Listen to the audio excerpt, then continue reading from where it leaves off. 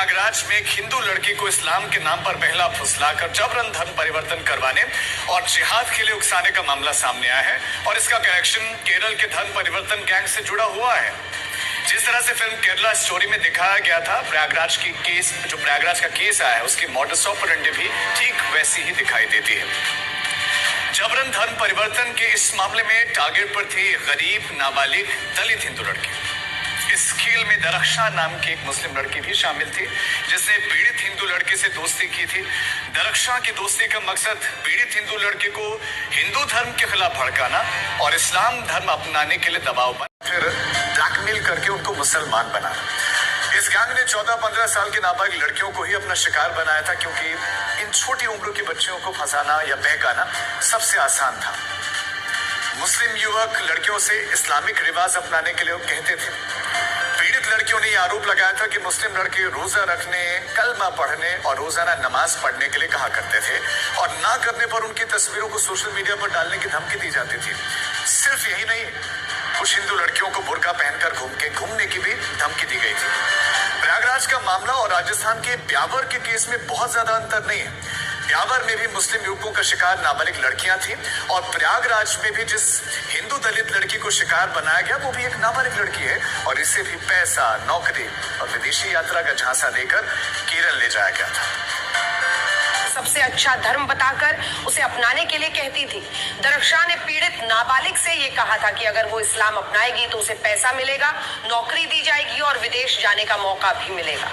इस गैंग के निशाने पर गरीब परिवार की लड़कियां होती हैं। पीड़ित नाबालिग भी एक गरीब परिवार की लड़की थी, इसीलिए उसे पैसा, नौकरी और अच्छी लाइफस्टाइल का झांसा देकर दरख्शा अपने साथ ले गई थी। पीड़ित लड़की ने बताया कि जब वो केरल के त्रिशूर पहुंची तो दरख्शा उसे लेकर एक मकान में पहुंची। यहाँ पर पहले से ही कुछ मौलाना मौजूद थे और उसके साथ कुछ हिंदू लड़कियां भी उस मकान में थीं। ये मौलाना तीनों हिंदू लड़कियों को मुस्लिम बन जाने के फायदे बता रहा था और मुस्लिम बनने के बाद जिहाद की ट्रेनिंग लेने की बात कह रहे थे। पीड़ित लड़की को जैसे इस मौलाना का असली मकसद पता चला, वो वहां से भागकर सीधे रेलवे स्टेशन पहुंचे और फिर पुलिस की मदद से उसे बचाया जा सका।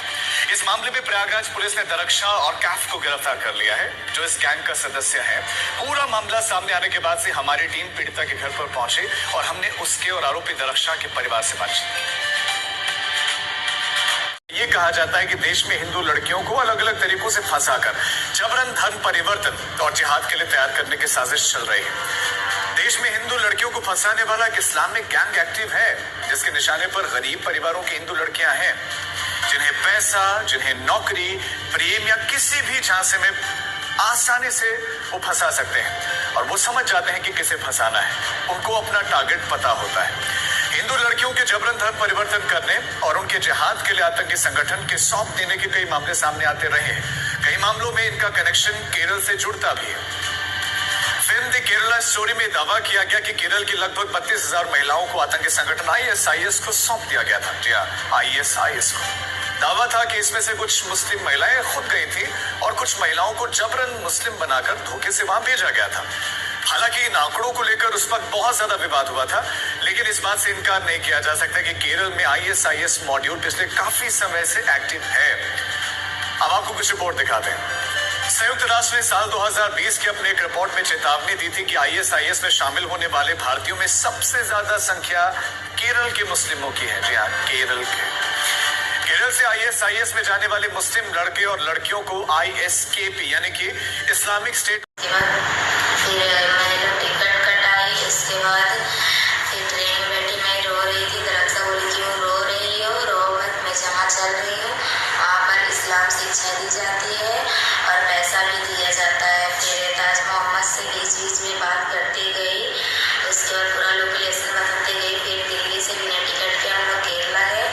केरला से उसके बाद एक घर में जाके मुस्लिम लड़के थे ढेर सारे और बड़ी बड़ी दाढ़ियाँ थी और मुझ जैसी दलित लड़कियों को धर्म परिवर्तन कराते थे और जिहाद की ट्रेनिंग देते थे। और जब ये सब मैं सुनी, घबरा के भाग आई।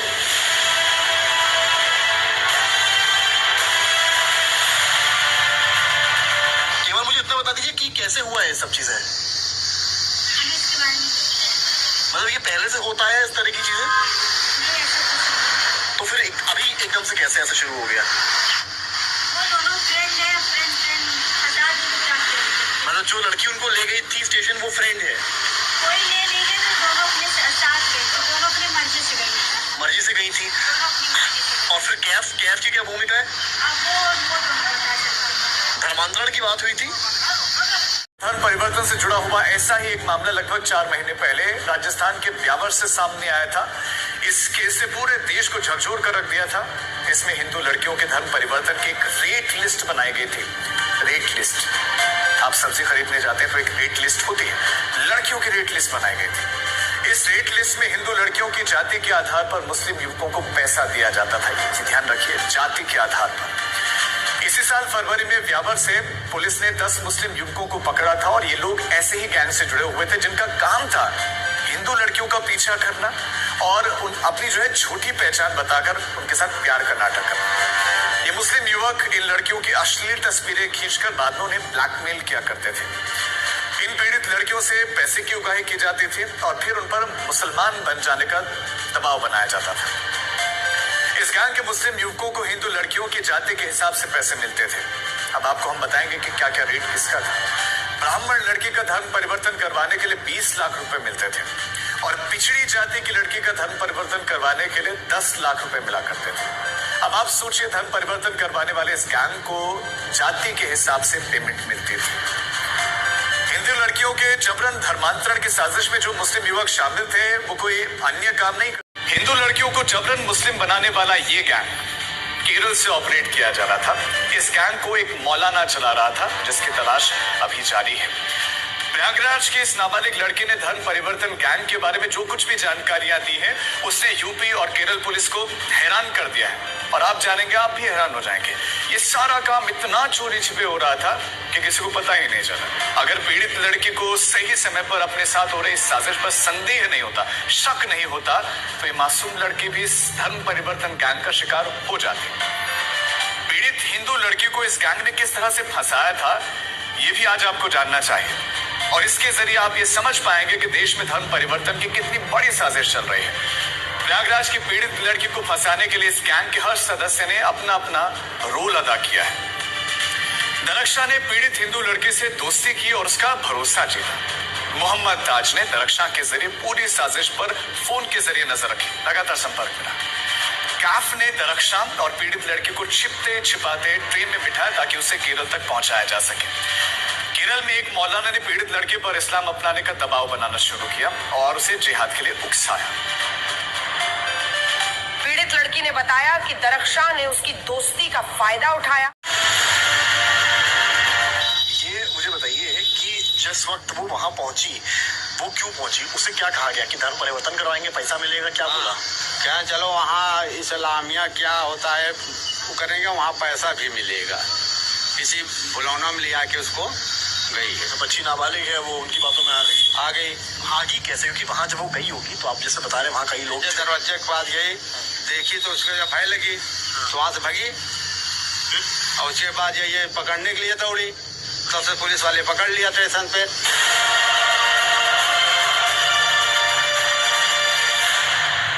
जो अभी इन्वेस्टिगेशन की गई है जिसमें जो नामजद थे दरपेशा बानो और मोहम्मद कैफ, उन दोनों को अरेस्ट किया है, उनसे पूछताछ की गई है और उनको कस्टडी में लिया गया है और अभी इसमें पूछताछ करी जा रही है। इसमें एक अभियुक्त अभी वांछित है, उसको भी गिरफ्तारी के प्रयास किए जा रहे हैं।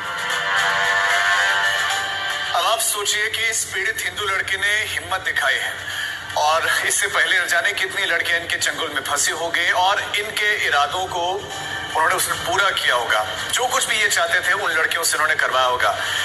उन लड़कियों ने ऐसी हिम्मत नहीं दिखाई या हो सकता है कि इनकी साजिश को वो समझ नहीं पाए हो। इस लोगों को केरल में ISIS के एक ऐसे मॉड्यूल का भी पता चला था जिसमें लड़के लड़कियों को इस्लाम के नाम पर जिहाद के लिए अफगानिस्तान और सीरिया जाने के लिए उकसाया जाता था।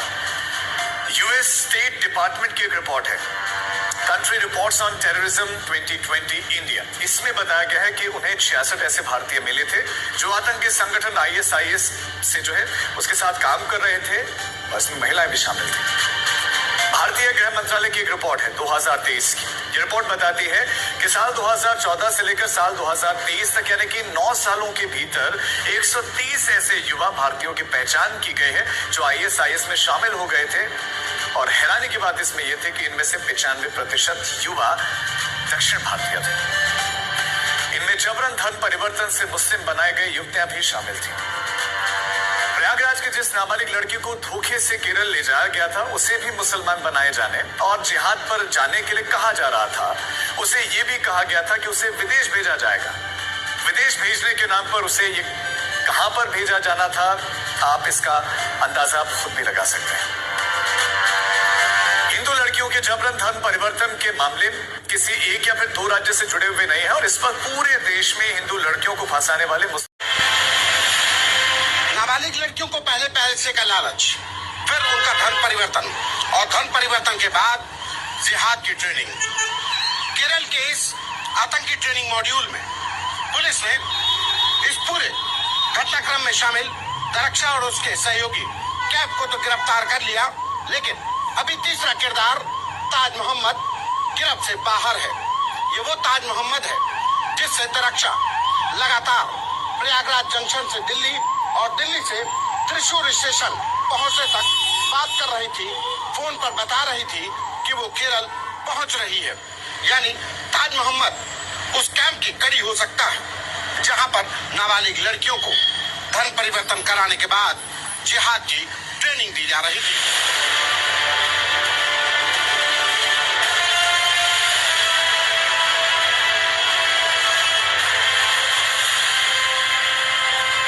मेरी दरअसल सहेली पड़ोस के रहने